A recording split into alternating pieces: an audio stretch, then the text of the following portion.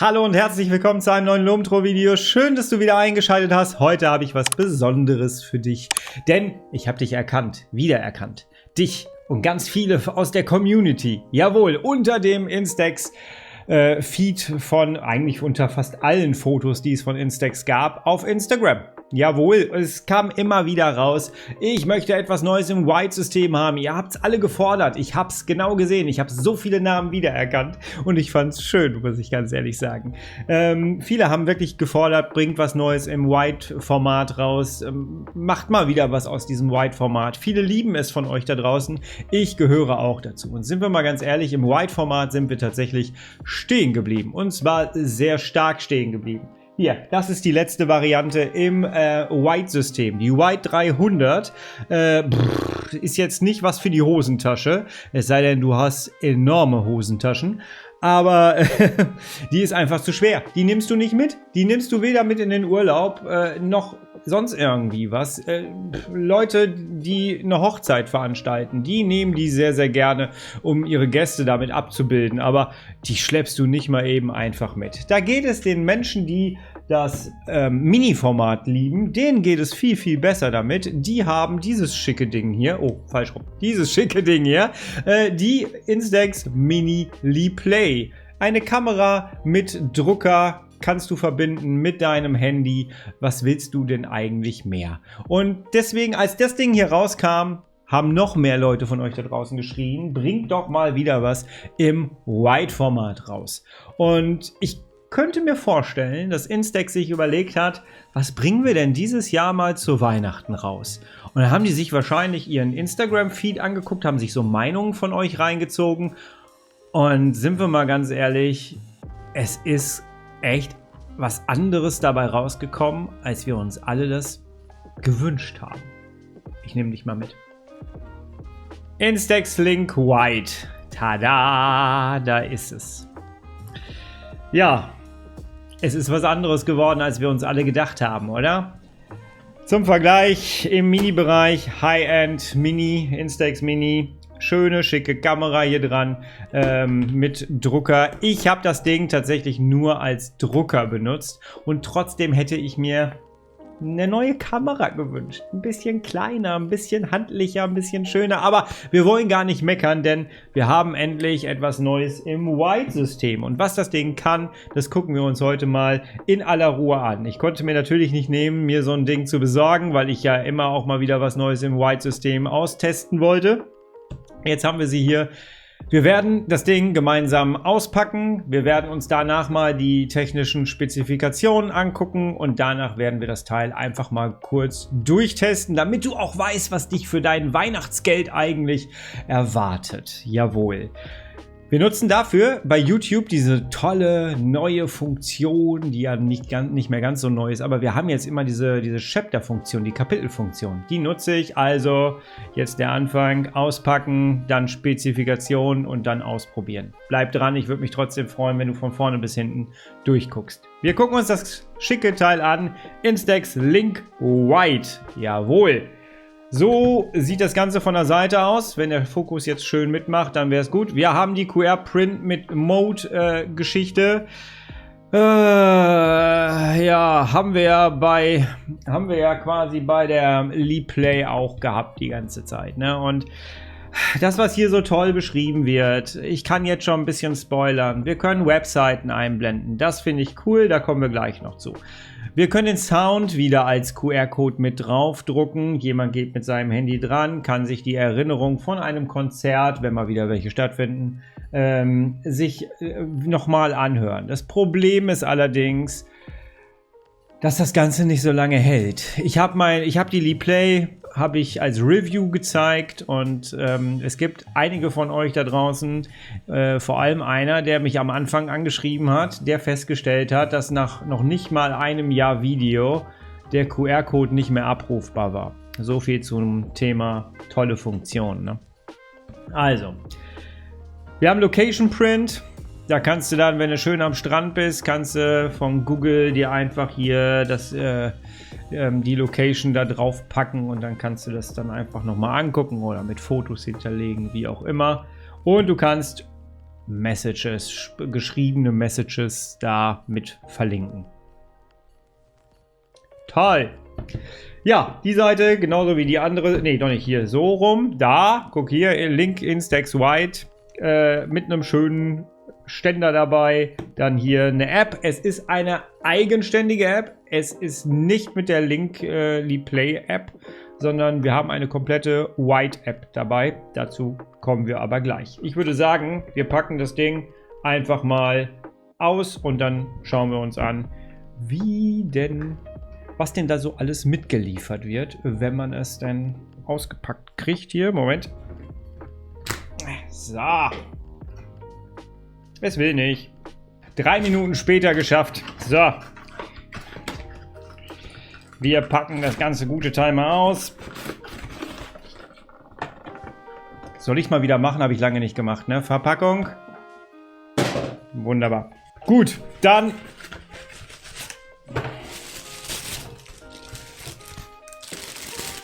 alles ein bisschen aufgemacht jetzt. Wir haben hier den schicken Drucker, der aussieht wie ein alter Discman, wie ich finde. Es hat schon irgendwie was.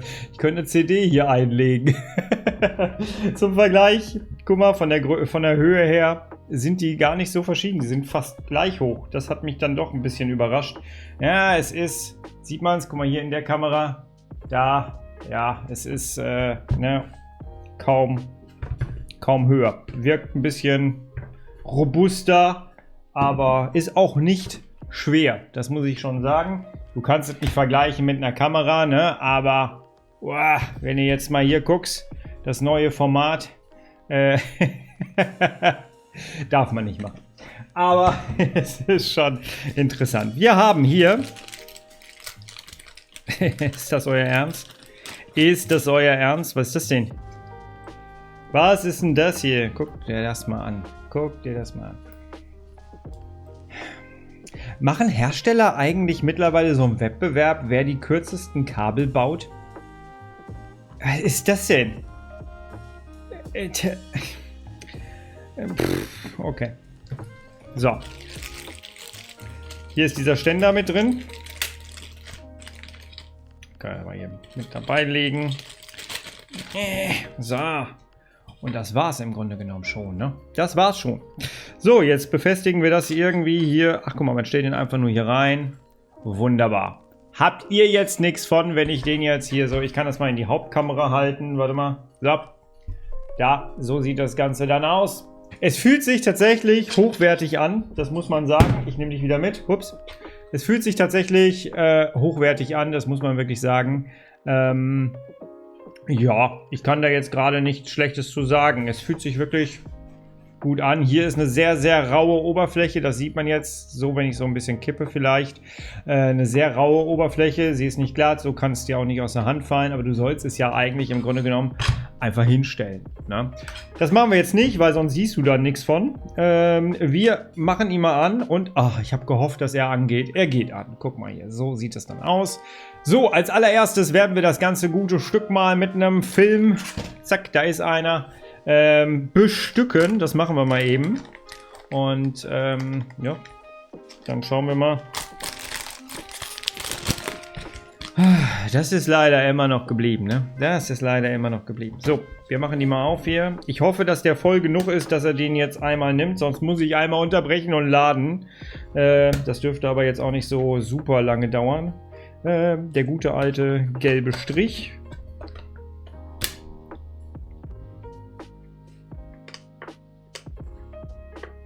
Während ich jetzt dieses gute Stück hier zum Laden angesteckt habe, du siehst hier, das ist 30 cm, glaube ich, ungefähr. Ja, steht 30 cm. Ich nehme euch mit rüber. Wir gucken uns mal die Spezifikationen an von dem schicken Drucker hier. Wir haben einmal Druckerspezifikationen. Was soll man da großartig sagen? Es ist ein Drucker, es ist keine Kamera. Sonst lese ich hier immer an der Stelle irgendwas vom Blende vor und so weiter und so fort. Das haben wir ja alles nicht, sondern wir haben hier einfach das Format. Klar, ist logisch, ne? Es ist das klassische White-Format, da kannst du auch nicht viel dran ändern.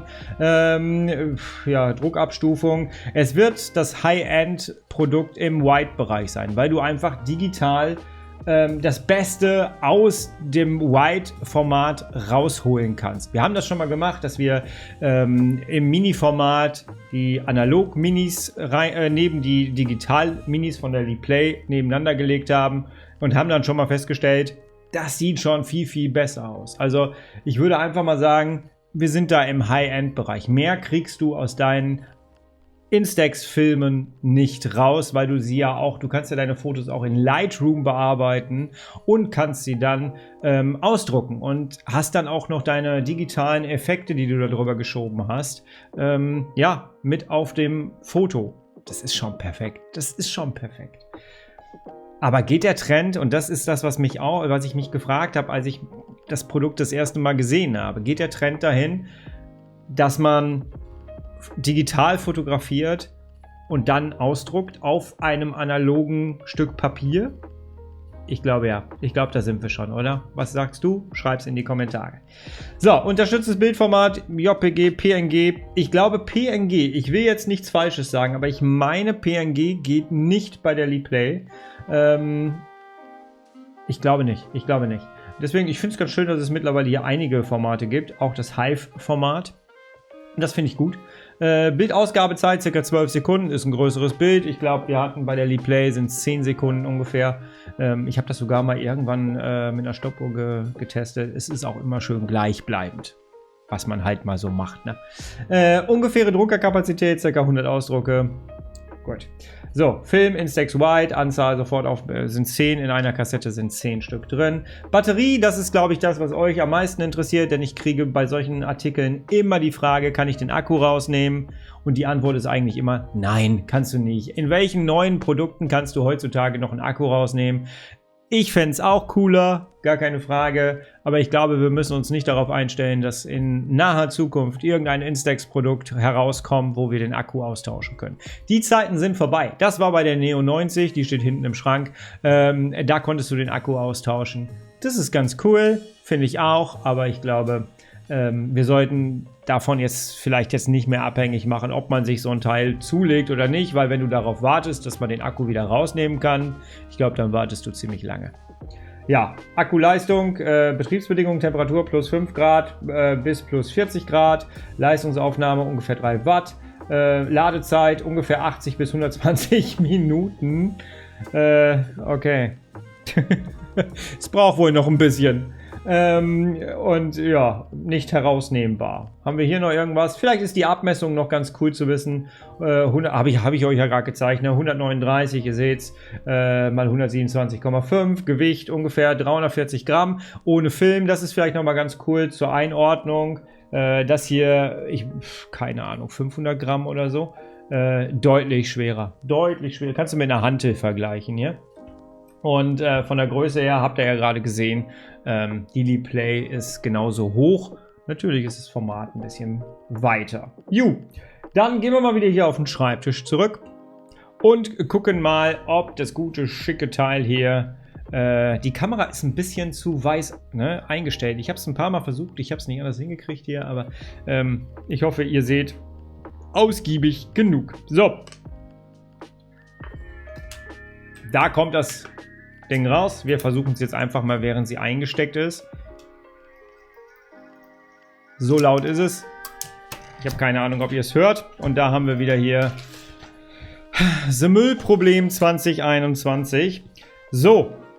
Und jetzt würde ich sagen, widmen wir uns einfach mal der App und gucken mal, was dieses schicke Teil kann, indem wir jetzt einfach den Drucker erstmal zur Seite legen. Ich schließe mein iPad eben an und dann nehme ich euch mit auf mein iPad, denn wir können tatsächlich mit einem Pencil an den Fotos etwas machen. So, ich habe alles angeschlossen, was man heutzutage technisch alles machen kann. Ne? Mein Mac überfordere ich langsam so ein bisschen damit. Ich brauche einen neuen. Ich nehme euch mal mit rüber auf mein iPad. Siehe da, mein iPad. Wir gehen auf die Link-Wide App. So sieht das Ganze aus. Und wir haben jetzt verschiedene Möglichkeiten, die wir machen können. Als allererstes haben wir hier die Möglichkeit Bluetooth, ne? Da gucken wir jetzt einfach mal hier verbinden. Das Ding wird sofort erkannt. Wir gehen da drauf und sagen koppeln. Und schon sind wir damit verbunden. Das war nicht so leicht und so schnell bei der Liplay. So. Jetzt haben wir alles. Ihr seht oben, ich kann euch das jetzt nicht so zeigen, weil ich nur diesen Stift hier in der Hand habe. Ihr seht, 10 von 10 sind da drin. Das ist die Fotoanzeige. Ihr seht, Akku wird gerade geladen. Und hier habt ihr noch unfassbar viele schöne Möglichkeiten. Wir haben hier die Möglichkeit, ihr seht schon, wir haben einfachen Druck, wir können eine bearbeitbare Druckvorlage erstellen, wir können zeichnen und bearbeiten und drucken, deswegen hier dieser tolle Pen, als ob ich jetzt zeichnen könnte, ne? Aber, und wir haben den Collagendruck. Der Collagendruck, ich liebe den Collagendruck von der SQ20. Wenn du das Video über die SQ20 noch nicht gesehen hast, verlinke ich dir oben in der Ecke. Unbedingt angucken, der Collagendruck, super, wirklich super. Ich hatte eine Menge zu meckern, aber der Collagendruck, ich war schockverliebt. Es war einfach genial. Hier haben wir jetzt die Möglichkeit, den einfachen Druck auszuwählen. Damit öffnet sich da meine Bibliothek auf dem iPad. Ich möchte jetzt nicht, dass ihr all die Fotos seht, die da hinterlegt sind, weil ich auch nicht weiß, wer da alles noch mit auf den Fotos drauf ist. Deswegen, ich suche mal eben ein Foto aus und dann bearbeiten wir direkt weiter. So, da sind wir auch schon. Ich hab mir ein Foto ausgesucht, das ich in Lightroom schon bearbeitet habe. Wärst du jetzt nicht drauf gekommen, ne? Aber ich finde den Look ganz cool und ich bin jetzt selber mal gespannt, wie das eigentlich aussieht, wenn wir das Ganze dann gleich ausdrucken. Was können wir jetzt noch machen? Wir haben jetzt die Möglichkeit, hier, das ist eigentlich im Grunde genommen das gleiche Menü, was wir von der SQ10 und von der SQ20 kennen, nur dass wir es jetzt auf dem Drucker haben. Und ich finde es hier viel, viel besser umgesetzt als auf der Liplay zum Beispiel. Ich sehe gerade, ihr seht nicht alles. Warte mal, ich nehme das mal hier kurz einmal raus, dann seht ihr auch alles. Guck mal hier, da kannst du viel besser gucken jetzt. Haha. So, wir haben einmal die Möglichkeit, hier Filter drüber zu setzen. Das sind, und jetzt seht ihr, ne, das ist wie bei der SQ10 und bei der SQ20. Du kannst hier so rüberwischen, ne, kannst du nicht, darauf geht's nicht, du musst drauf tippen. Du kannst das Ganze jetzt einmal so machen. Das sieht ziemlich genial aus, muss ich sagen. Wir haben ja auch die Möglichkeit, das Ganze auf einen... Habe ich den nicht hier liegen? Ich dachte, ich hätte ihn hier liegen. Ah, doch, da liegt er. Guck mal. Hier. Auf so einem Monochrom-Film zu drucken. Aber auch hier haben wir wieder die Möglichkeit, auf einen normalen Farb-Instax-Film schwarz-weiß zu drucken. Wie bei SQ10 und 20. Also im Square-Bereich. Ne? So, haben wir die Sepia-Funktion. Ihr seht schon, hier sieht es echt cool aus. Also bin mal gespannt, wie es aussieht, wenn wir es drucken. Wir können das ja gleich mal machen. Und hier haben wir automatisch erstellt. Hier hat er mir jetzt nochmal im Vergleich zu meinem nochmal viel, viel mehr Schärfe reingebracht. Ob der die Schärfe auch wirklich hinterher auf den Druck bringt, das können wir jetzt gleich mal ausprobieren. Das machen wir jetzt auch gleich einfach mal. Dann habt ihr die Möglichkeit, das Ganze ein bisschen zu korrigieren in Helligkeit, Kontrast und Sättigung. Das wird jetzt, es ist mein erster Druck jetzt mit euch zusammen, ne? Das wird jetzt wieder so eine Erfahrung dauern. Wahrscheinlich bei Instax-Kameras ist es immer so, du musst einen ganzen Film einmal durchhauen und dann weißt du ungefähr, wie das Ganze funktioniert. Und so wird es wahrscheinlich hier auch sein. Es gab die Tricks bei den Kameras, dass man das Display immer ein bisschen drehen musste und schieben musste, damit man so ungefähr sich überlegen kann, wie das dann hinterher auf dem Druck aussah. War ein blöder Trick, der aber tatsächlich auch gut funktioniert hat. Und mit einem Drucker umgehst du natürlich dieses Display und vor allem den Frust, dass das Display immer ein anderes Foto anzeigt, als hinterher der Druck dann wieder darstellt. Ne? Also hast du wahrscheinlich schon gehabt, dieses Ergebnis. Und ein Drucker ist da natürlich die bessere Lösung auf jeden Fall. So. Wir haben die Möglichkeit, ich mache jetzt hier erstmal gar nichts. Ich gehe jetzt mal davon aus, dass es so rauskommt, wie es hier ist. Mal gucken. Dann können wir das Ganze hier auch noch beschneiden. Wir können das Ganze hier drehen, wie wir wollen. Das macht natürlich jetzt gerade gar keinen Sinn, ne? Kann ich das Ganze jetzt wieder rückgängig machen hier? Ach so, guck mal hier, kannst du das so machen. Okay, okay. Ah, so ist schöner. So, dann haben wir hier, da kannst du rein und raus zoomen. Okay, gut. Ich lasse das jetzt so, wie es ist. Ich habe es ja schon bearbeitet. Und du kannst dann jetzt zum Beispiel hier Schärfe machen wir mal. Schärfe. Damit wir wissen, das ist die Version, die nachgeschärft hat. Und das packen wir jetzt einfach mal hier unten hin. Achso, kann man das nicht? Okay. So sieht das Ganze dann aus. Wir können hier die Schriftart noch ändern. Viel Spielerei, oder? Viel Spielerei. Aber ganz ehrlich, das hat was. Es ist kreativ. Ich finde ja sowas hier ganz cool, wenn da noch Schatten mit in der Schrift ist. Hier der Unterschrift. Boah, da kommt, das nehmen wir. Das nehmen wir. Das sieht gut aus hier. So. Haben wir einen Text mit reingenommen. Ne? Da kannst du jetzt Happy Birthday draufschreiben, was auch immer. Und du hättest die Möglichkeit, jetzt hier einen QR-Code reinzunehmen. Drucken mit Ton, drucken mit Web. Ganz ehrlich, mit dem Web, das werde ich wahrscheinlich nutzen. Ich werde höchstwahrscheinlich das Ganze nutzen für meinen Podcast. Einfach, ich werde mein Titelfoto meines Podcasts nehmen, ich und mein Kron, und werde dann einen QR-Code dafür draufpacken. Da hast du eine Visitenkarte. Ist genial, ne? Ist genial. Aber ganz ehrlich, das Ding kannst du nach einem halben Jahr oder so wahrscheinlich dann nicht mehr aufrufen, wenn sie es hier genauso machen mit dem Cloud-System wie bei der LeePlay. Wenn du wissen möchtest, wo das Ganze gespeichert wird, da durfte ich mal mit einem Instax-Mitarbeiter sprechen. Das Video verlinke ich dir hier oben, kannst du dir auch mal angucken. Unbedingt. Komm, wir spielen mal. Ich habe hier gerade schon ein bisschen getestet. Jetzt machen wir es mal hier für die Kamera. Hallo mein lieber Lomtro-Zuschauer, ich hoffe, du hast eine schöne Inspiration für dein Weihnachtsgeschenk an dich selbst entdeckt, gefunden. Wir gehen hier drauf. Komm, machen wir hier Neuerstellung. Du hast dies ist ein Bildschirm eines aufgeräumten QR-Codes. Oh, mach mal da. So, jetzt können wir sagen, wir machen das hier wunderschön in die Ecke und dann haben wir das Foto aber auch schon bald gut zugeballert, ne? Die Größe kannst du nicht verändern. Du kannst aber jetzt sagen, ich möchte gerne, dass das ein bisschen mehr reinpasst. Siehst du eine Veränderung? Naja, komm, wir lassen es in schwarz. So, und ich würde sagen, jetzt haben wir alles. Aufkleber, keine Ahnung, was das ist. Was ist das denn?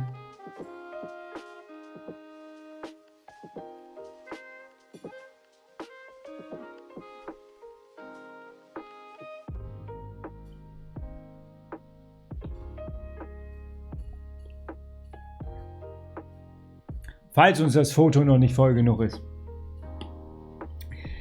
Ich würde sagen, wir sind bereit zum Drucken, ne? Wir können, glaube ich. Und das werden wir jetzt mal machen. Warte mal, wir machen das mal so. Ich nehme dich wieder mit auf den Schreibtisch. Da, so sieht es aus. Warte mal, ich mache mal hier ein bisschen mehr Platz. Es ist hier voller geworden.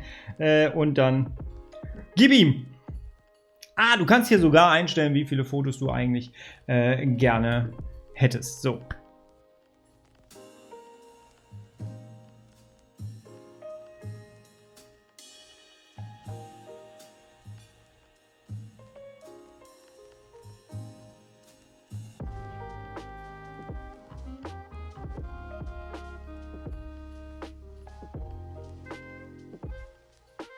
Muss ich was machen? Ist jetzt länger als 12 Sekunden, oder? Ah! Ich hoffe, das dauert nur beim ersten Druck so lange. Jetzt will er. Er kommt sogar so rum raus. Was nicht schlecht ist, weil du sollst die ja erstmal so lassen. Jetzt weiß ich, warum es so lange gedauert hat, weil das Ganze erstmal hochgeladen werden musste. Okay, verstehe ich.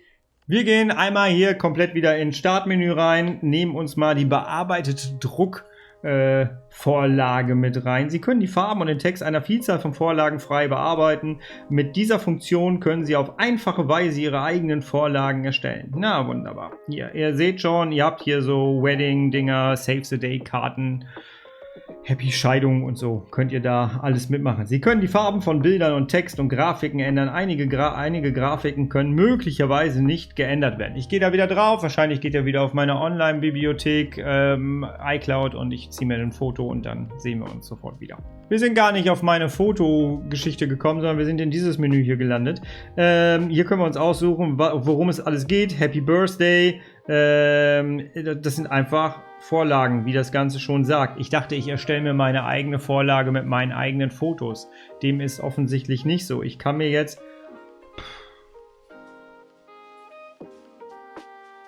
Ich kann jetzt das Ganze mit meinen eigenen Fotos füllen und kann mir dann meine Collage selber zusammenbauen und habe aber dann den Text hier Thank you so much mit drin. Ich würde sagen, das könnt ihr euch selber mal angucken, wenn ihr damit durch seid. Wir nehmen einfach den Collagendruck, weil das ist was Ähnliches, ist aber vielleicht spannender, oder?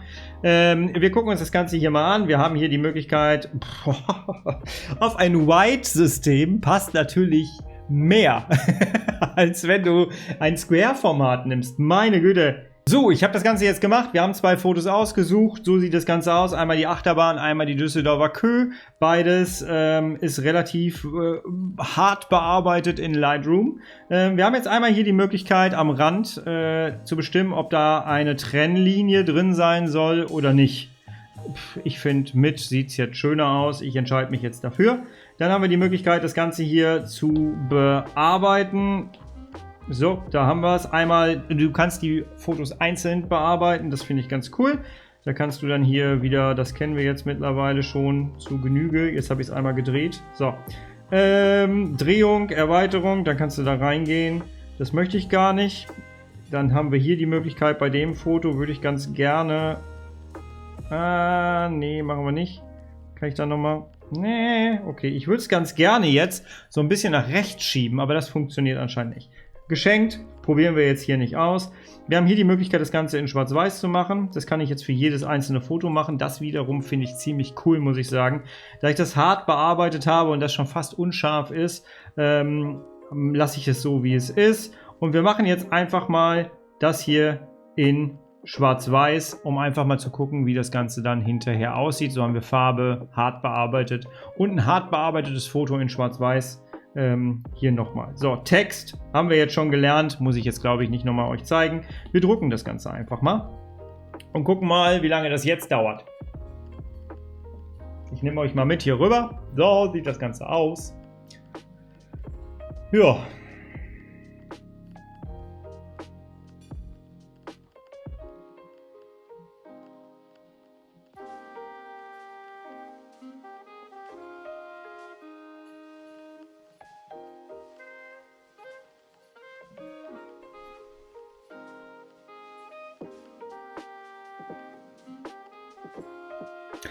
Ah.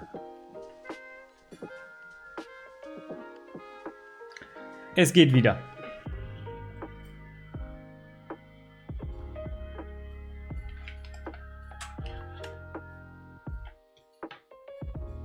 So, jetzt haben wir es dann. So, jetzt habe ich welche ausgesucht. Es gingen jetzt natürlich nur Hochkant-Dinger, aber mir geht es erstmal um den Druck. Ihr seht, so sieht das Ganze jetzt aus. Ich könnte das jetzt noch drehen und machen, aber das würde jetzt den Rahmen des Videos sprengen. Deswegen, mir geht es einfach erstmal darum, wie sieht das Ganze eigentlich gedruckt aus. Und deswegen, wir drucken das jetzt einfach mal. Und auch hier wieder...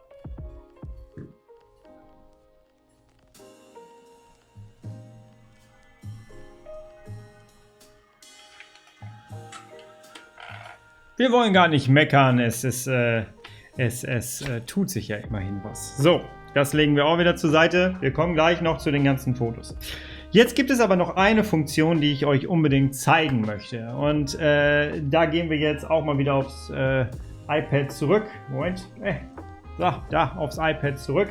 Ich habe erst gedacht, ich kann mit dem Apple Pencil auf meinem Foto drin rumkrakeln und ja, kann das damit ausdrucken. Da habe ich falsch gedacht, denn du siehst es ja hier schon. Du kannst etwas per Hand auf einen Zettel schreiben zum Beispiel und kannst das Ganze dann hier importieren, indem du es einfach abfotografierst. Es wird automatisch freigestellt und dann kannst du es verwenden. In meinem Fall habe ich jetzt Folgendes gemacht. Ich habe gerade mal hier rumgespielt. Ich habe aus einem Foto einfach etwas freigestellt, habe die Farbe verändert. Dann sieht das Ganze so aus. Ich finde das sehr schick, muss ich ganz ehrlich sagen. So, ich gehe einfach jetzt auf einfachen Druck, suche mir ein Foto wieder aus. Ich habe eins gefunden, wie du siehst, und das passt jetzt eigentlich ganz gut, finde ich. Und jetzt gehe ich auf Aufkleber und dann suche ich mir, dann habe ich hier einmal die Möglichkeit, hier entweder sowas Schönes hier zu machen und damit reinzunehmen, oder aber ich habe solche Aufkleber hier als Zahlen, für Geburtstage natürlich cool, ne? Oder aber ich kann mein eigenes Aufkleberdingen hier nehmen. Und zwar nehmen wir das jetzt einfach mal. Guck mal, und dann ist das freigestellt. Und das muss ich ganz ehrlich sagen, klappt echt gut.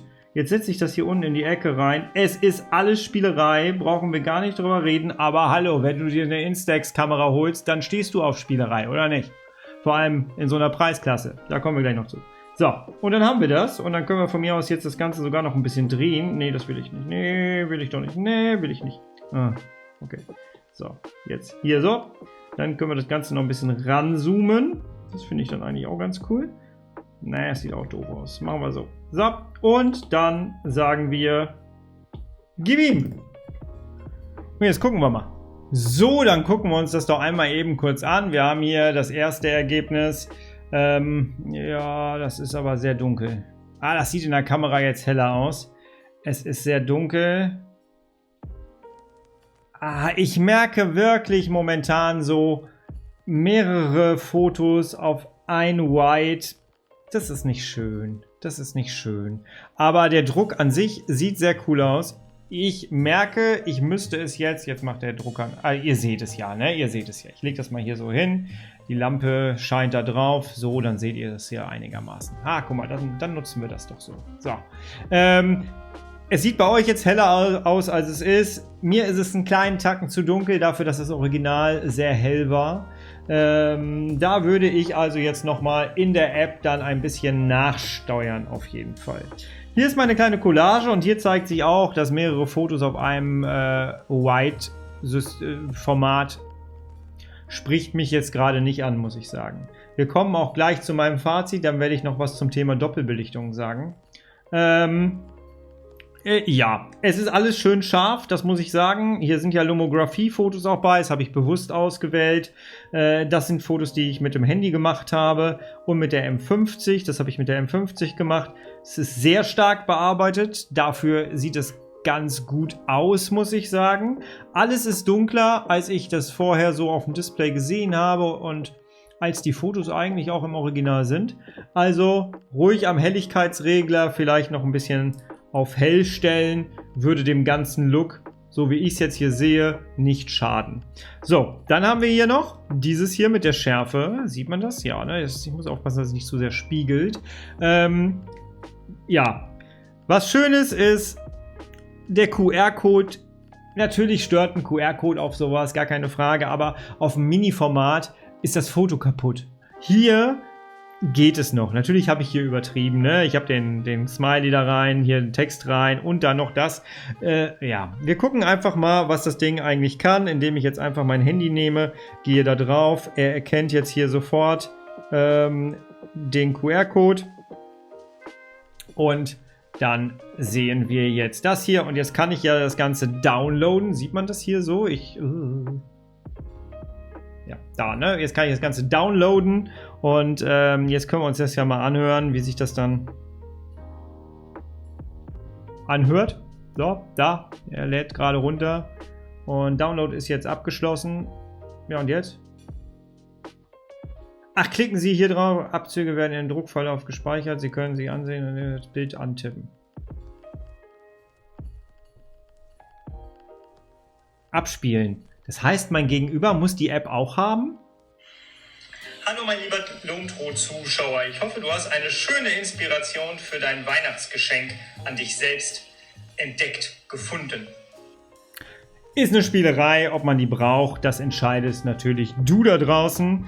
Ich habe es nicht wirklich benutzt, nur für euch einmal auf Daily Play, sonst nicht wirklich benutzt. So, und hier, das ist noch nicht komplett fertig entwickelt, das ist jetzt sehr hell geworden, das ist aber noch nicht fertig.